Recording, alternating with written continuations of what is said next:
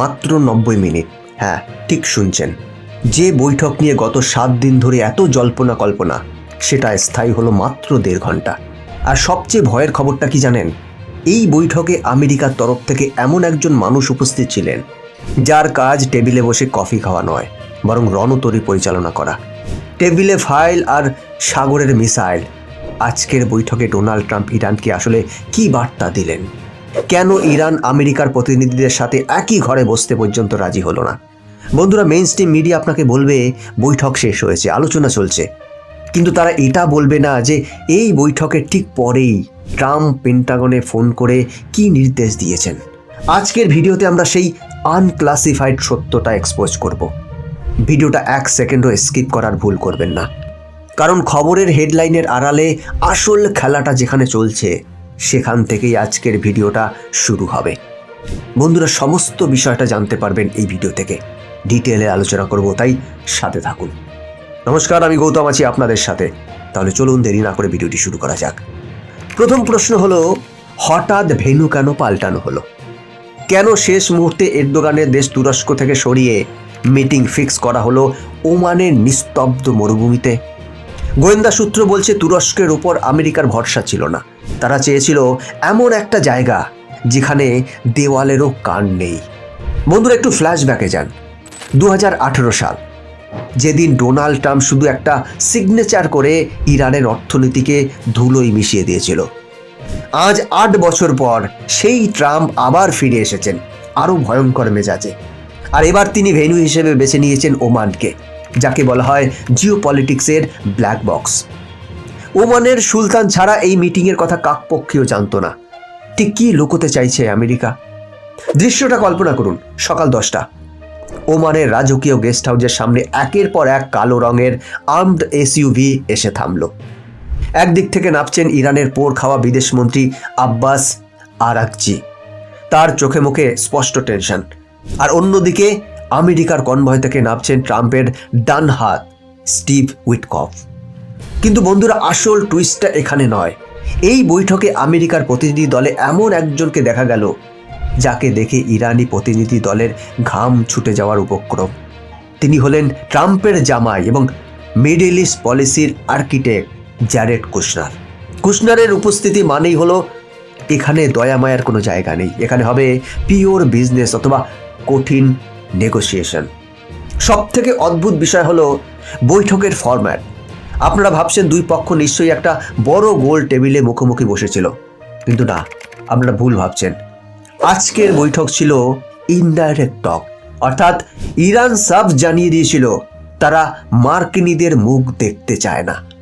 একটা বিশাল প্যালেস, তার পূর্ব দিকের ঘরে বসে আছেন ইরানি টিম, আর পশ্চিম দিকের ঘরে আমেরিকার টিম। আর মাঝখানে দৌড়দৌড়ি করছেন ওমানের বিদেশমন্ত্রী বদর আল বুসাইদি। তিনি একবার ইরানের শর্ত শুনছেন, সেটা লিখে আমেরিকার ঘরে যাচ্ছেন, আবার আমেরিকার হুমকি শুনে ইরানের ঘরে ফিরছেন। একেই বলে জিওপলিটিক্সের ভাষায় স্যাটেল ডিপ্লোমাসি। কিন্তু এই দৌড়াদৌড়ি বেশিক্ষণ চলেনি। মাত্র 1.5 ঘন্টার মধ্যেই আমেরিকার গাড়িগুলো প্যালেস ছেড়ে বেরিয়ে যায়। কেন? কি এমন শর্ত ছিল যা ইরান মানতে পারেনি? আসুন এবার একটু গভীরে যাই এবং ডেটা দিয়ে ব্যাপারটা বিশ্লেষণ করি। কেন এই বৈঠক মাত্র 90 মিনিটে ভেস্তে গেল? প্রথমত, এজেন্ডার অমিল। ইরান এসেছিল একটি মাত্র লক্ষ্য নিয়ে, স্যাংশন রিলিফ। বর্তমানে ইরানের মুদ্রার মান তলানিতে ঠেকেছে। তারা চেয়েছিল আমেরিকা যেন তাদের তেল বিক্রির উপর থেকে নিষেধাজ্ঞা তুলে নেয়। কিন্তু আমেরিকার ফাইলে ছিল অন্য ছক। স্টিভ উইটকফ এবং জ্যারেড কুশনার স্পষ্ট জানিয়ে দেন, শুধু পরমাণু চুক্তি নিয়ে কথা হবে না, কথা বলতে হবে ইরানের ব্যালিস্টিক মিসাইল প্রোগ্রাম নিয়ে, বিশেষ করে ইরানের তৈরি ফতেহ এবং জুলফিকার মিসাইল, যা তারা রাশিয়া এবং প্রক্সি গ্রুপগুলোকে দিচ্ছে, তা অবিলম্বে বন্ধ করতে হবে। ইরান এই শর্তে রাজি হয়নি। তারা জানে এই মিসাইলই তাদের একমাত্র টিকে থাকার কবচ। দ্বিতীয়ত, দ্য মিলিটারি থ্রেট। আজকের বৈঠকের সবচেয়ে বড় এবং এক্সক্লুসিভ খবর হলো আমেরিকার টিমে অ্যাডমিরাল ব্র্যাড কুপারের উপস্থিতি। ইনি কোনো সাধারণ কূটনীতিক নন, ইনি হলেন ইউএস সেন্ট্রাল কমান্ডের ডেপুটি কমান্ডার। ভাবুন তো, একটা শান্তি আলোচনায় একজন টপ লেভেল মিলিটারি কমান্ডার কেন থাকবেন? এর উত্তর খুব সোজা। ট্রাম্প প্রশাসন ইরানকে বোঝাতে চেয়েছিল আমরা কথা বলতে এসেছি ঠিকই, কিন্তু আমাদের পকেটে শান্তির পায়রা নেই, আছে লোডেড গান। অ্যাডমিরাল কুপারের উপস্থিতি ছিল ইরানের জন্য একটা নীরব আলটিমেটাম। না হলে 2025 সালের সেই ভয়াবহ যুদ্ধের স্মৃতি আমরা আবার ফিরিয়ে আনব। তৃতীয়ত, স্ন্যাপব্যাক মেকানিজম। আজকের বৈঠকে আমেরিকা যে ফাইলটি টেবিলে রেখেছিল তাতে ইউএন স্ন্যাপব্যাক মেকানিজমের উল্লেখ ছিল। এর মানে হলো যদি ইরান ইউরেনিয়াম ইনরিচমেন্ট 60%-এর উপরে নিয়ে যায়, তবে রাষ্ট্রপুঞ্জের সমস্ত পুরনো নিষেধাজ্ঞা অটোমেটিক্যালি আবার ফিরে আসবে। আমেরিকা আজ স্পষ্ট করে দিয়েছে, ইরান যদি আলোচনার টেবিলে সময় নষ্ট করে তবে আমেরিকা আর অপেক্ষা করবে না। এখন ভাবছেন ওমানের মরুভূমিতে ওরা ঝগড়া করছে, তাতে আমার আপনার রান্নাঘরে কি প্রভাব পড়বে, আমাদের কি এসে যায়? বন্ধুরা, তাহলে ভুল ভাবছেন, আমাদের অনেক কিছু এসে যায়। এই বৈঠক 90 মিনিটে শেষ হয়ে যাওয়ার অর্থ হলো পারস্য উপসাগরে যে কোনো মুহূর্তে আগুনের গোলাবর্ষণ শুরু হতে পারে। আর যেদিন প্রথম মিসাইলটা ফায়ার হবে ঠিক সেদিনই ভারতের বাজারে পেট্রোলের দাম সেঞ্চুরি পার করবে না, শুধু ডবল সেঞ্চুরির দিকে যাবে। ভারত তার তেলের চাহিদার 80% বাইরে থেকে আনে, তাই ওমানে বৈঠক ফেল করা মানে সরাসরি আপনার মানিব্যাগে সার্জিক্যাল স্ট্রাইক। আজকের এই ব্যর্থতার পর যদি হরমুজ প্রণালী বন্ধ হয়ে যায়, তবে ভারতের অর্থনীতিতে যে ধাক্কা লাগবে তা সামলাতে আমাদের হিমশিম খেতে হবে।